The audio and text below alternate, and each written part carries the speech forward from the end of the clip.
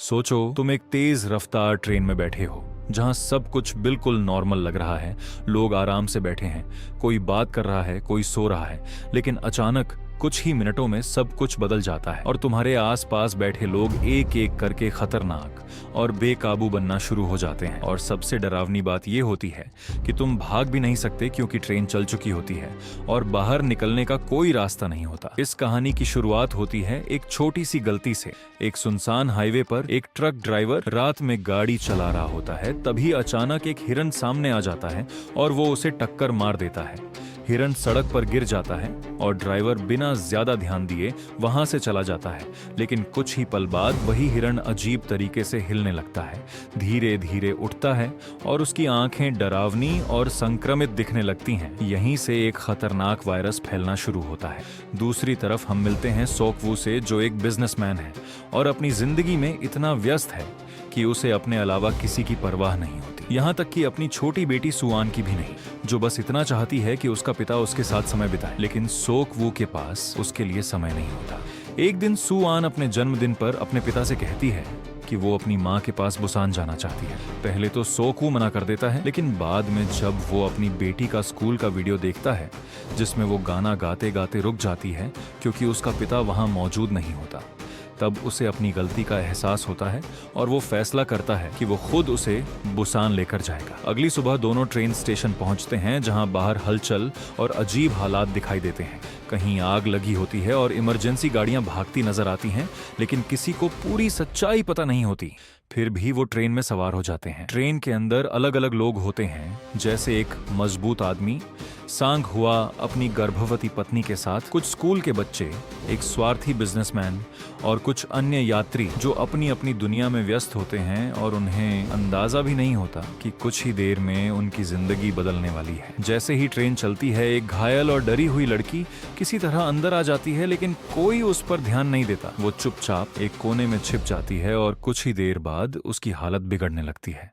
उसका शरीर कांपता है, आंखें पलटती हैं और अचानक वो जमीन पर गिर जाती है और कुछ ही सेकंड में एक खतरनाक झोंबी में बदल जाती है। वो पास खड़ी एक महिला पर हमला करती है और उसे काट लेती है। फिर वो महिला भी कुछ ही पलों में झोंबी बन जाती है और इस तरह संक्रमण तेजी से फैलने लगता है। लोग चिल्लाते हुए भागते हैं, हर तरफ अफरा तफरी मच जाती है। एक एक करके लोग झोंबी बनते जाते हैं और पूरी ट्रेन में दहशत फैल जाती है। इसी दौरान सुआन अनजाने में उसी दिशा में चली जाती है जहां से खतरा बढ़ रहा होता है। जब सोक वू को पता चलता है कि उसकी बेटी गायब है तो वो घबरा जाता है और उसे ढूंढने के लिए दौड़ पड़ता है। कई डिब्बों में खोजने के बाद उसे सुआन दिखाई देती है जो झोंबी के बिल्कुल करीब खड़ी होती है। वो बिना सोचे दौड़ता है, उसे पकड़ता है और तेजी से भागता है। पीछे से झोंबी उनका पीछा करते हैं, लेकिन किसी तरह वो एक डिब्बे में घुसकर दरवाजा बंद कर देते हैं और कुछ पल के लिए उन्हें राहत मिलती है। तभी उन्हें पता चलता है कि झोंबी दरवाजे नहीं खोल सकते और यही उनकी पहली उम्मीद बनती है। लेकिन बाहर हालात और भी खराब होते जा रहे होते हैं और अब ये सफर सिर्फ बुसान पहुंचने का नहीं बल्कि जिंदा रहने की लड़ाई बन चुका होता है। और ट्रेन के अंदर हालात हर पल बिगड़ते जा रहे होते हैं क्योंकि झोंबी तेजी से एक डिब्बे से दूसरे डिब्बे में फैल रहे होते हैं। जो लोग अभी तक बचे हुए हैं वो दरवाजे बंद करके खुद को बचाने की कोशिश कर रहे होते हैं, लेकिन डर इतना ज्यादा होता है कि कोई भी खुद को सुरक्षित महसूस नहीं करता। सोक वू अपनी बेटी सुआन को अपने पास कसकर बैठाता है और पहली बार उसे एहसास होता है कि उसकी जिंदगी में सबसे जरूरी उसकी बेटी है। उसी डिब्बे में सांग हुआ अपनी गर्भवती पत्नी के साथ खड़ा होता है जो हर हाल में उसे बचाने के लिए तैयार रहता है। वहीं कुछ स्कूल के बच्चे डर से एक दूसरे का हाथ पकड़े बैठे होते हैं और एक कोने में वही स्वार्थी बिजनेसमैन भी होता है जो हर स्थिति में सिर्फ अपने बारे में सोचता है। तभी ट्रेन धीरे धीरे एक बड़े स्टेशन पर रुकती है और सभी को लगता है कि शायद यहाँ मदद मिल जाएगी। जैसे ही लोग नीचे उतरते हैं उन्हें अजीब सा सन्नाटा महसूस होता है क्योंकि पूरा स्टेशन खाली होता है और दूर खड़े सैनिक भी अजीब तरीके से बिना हिले खड़े नजर आते हैं। तभी अचानक एक सैनिक गिरता है और कुछ सेकंड बाद उठकर पास खड़े लोगों पर हमला कर देता है और देखते ही देखते पूरा स्टेशन झोंबी से भर जाता है। हर तरफ चीखें और भगदड़ मच जाती है। लोग जान बचाकर भागते हैं लेकिन कोई भी सुरक्षित नहीं होता। सोक्वू तुरंत समझ जाता है कि यहाँ रुकना मौत को बुलाना है, इसलिए वो अपनी बेटी का हाथ पकड़कर तेजी से वापस ट्रेन की तरफ भागता है और पीछे से झोंबी उनका पीछा करते हैं। किसी तरह वो फिर से ट्रेन में चढ़ जाते हैं, लेकिन इस भगदड़ में कई लोग पीछे छूट जाते हैं। अब ट्रेन के अंदर भी हालात पहले से ज्यादा खराब हो चुके होते हैं और झोंबी हर तरफ फैल चुके होते हैं।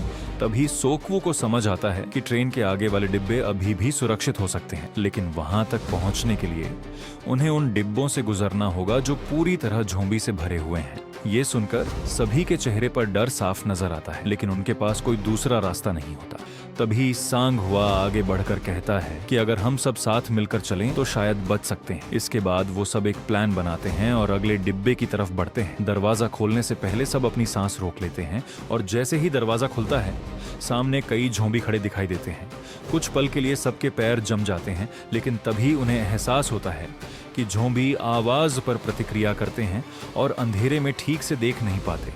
तभी ट्रेन एक लंबी सुरंग में घुसती है और चारों तरफ अंधेरा हो जाता है। यही उनका मौका होता है और वो धीरे धीरे बिना आवाज किए अगले डिब्बे में कदम रखते हैं। हर कदम बहुत संभल कर रखा जाता है और झोंबी उनके बिल्कुल पास होते हुए भी उन्हें पहचान नहीं पाते। कुछ पल के लिए लगता है कि शायद वो बच जाएंगे, लेकिन जैसे ही ट्रेन सुरंग से बाहर निकलती है और रोशनी वापस आती है, उसी पल झोंबी उन्हें देख लेते हैं और अगले ही सेकंड उन पर टूट पड़ते हैं। और यहीं से शुरू होती है उनकी सबसे खतरनाक लड़ाई। और अब भागने का कोई मौका नहीं होता, इसलिए सांग हुआ बिना एक सेकंड गवाए सीधे उनके सामने खड़ा हो जाता है और पूरी ताकत से झोंबी को धक्का देता है, मारता है और रास्ता साफ करने की कोशिश करता है। वहीं सोक्वू भी अब पूरी तरह बदल चुका होता है और जो इंसान पहले सिर्फ अपने बारे में सोचता था, अब दूसरों को बचाने के लिए अपनी जान तक जोखिम में डाल देता है। वो भी एक झोंबी से लड़ते हुए आगे बढ़ता है और हर डिब्बे में मौत उनका इंतजार कर रही होती है, लेकिन फिर भी वो रुकते नहीं। कहीं दरवाजा बंद करते हैं, कहीं एक दूसरे को खींचकर आगे बढ़ाते हैं और किसी तरह वो आगे बढ़ते जाते हैं। काफी संघर्ष के बाद आखिरकार वो उस डिब्बे तक पहुंच जाते हैं जहां उनके अपने लोग फंसे होते हैं और सोक्वू अपनी बेटी को देखते ही उसे गले लगा लेता है। उस पल में डर और राहत दोनों साथ महसूस होते हैं, लेकिन असली झटका तब लगता है जब अंदर बैठे लोग दरवाजा खोलने से मना कर देते हैं, क्योंकि उन्हें लगता है कि ये लोग संक्रमित हो सकते हैं। सोक्वू बार बार दरवाजा पीटता है और अंदर आने की विनती करता है, लेकिन कोई भी उन पर भरोसा नहीं करता। पीछे से झोंबी करीब आते जा रहे होते हैं और समय बहुत कम होता है।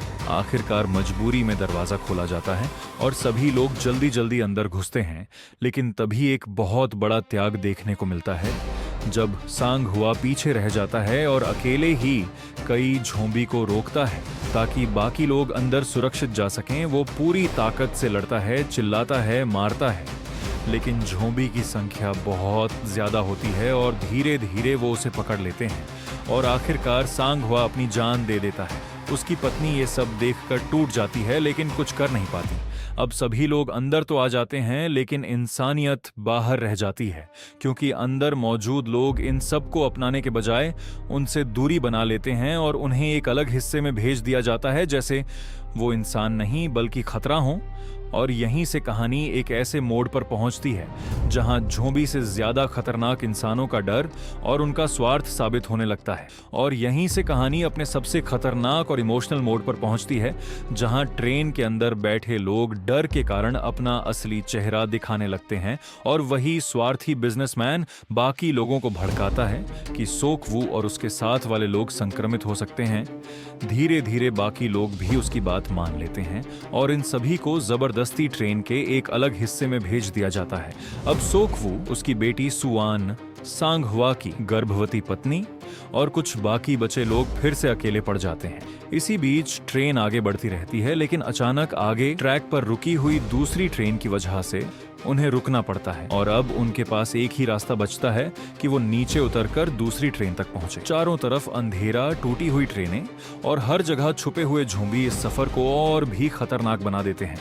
सोकवू अपनी बेटी का हाथ कसकर पकड़ता है और धीरे धीरे आगे बढ़ता है। हर कदम पर मौत का डर होता है, लेकिन किसी तरह वो लोग दूसरी ट्रेन तक पहुंच जाते हैं। तभी वही स्वार्थी आदमी डर के मारे फिर से गलती करता है और खुद को बचाने के चक्कर में दूसरों को खतरे में डाल देता है, और इसी दौरान वो खुद भी झोंबी के हमले का शिकार हो जाता है।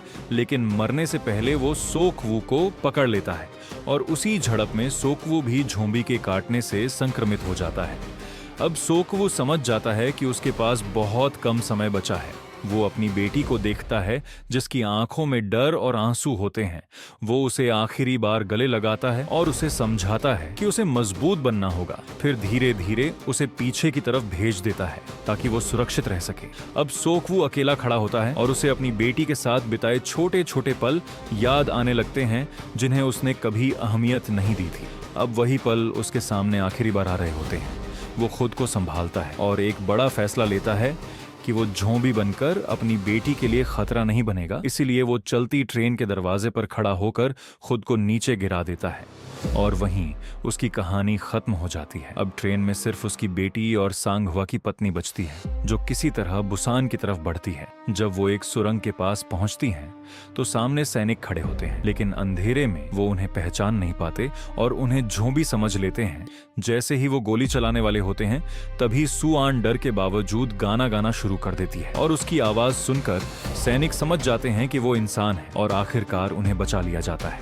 और इसी के साथ ये कहानी खत्म होती है, जो हमें सिखाती है कि मुश्किल समय में असली इंसान वही होता है जो दूसरों के लिए खड़ा रहता है।